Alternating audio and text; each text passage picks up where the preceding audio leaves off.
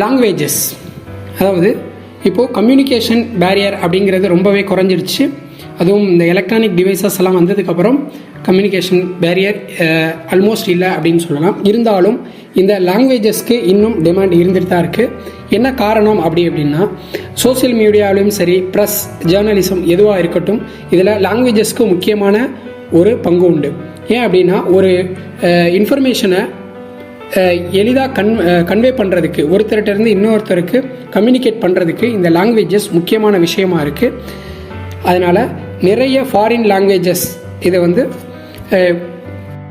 Global village அப்படின்னு சொல்லக்கூடிய அளவில் உலகமே ஒரு கிராமமாக சுருங்கி விட்டாலும் கம்யூனிகேஷன் அப்படிங்கிறதுக்கு முக்கியமான டூலாக இருக்கக்கூடியது லாங்குவேஜ்.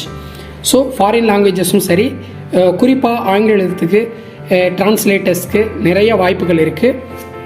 அதனால் நிறைய பேர் இப்போது நிறைய லாங்குவேஜஸ், ஃபாரின்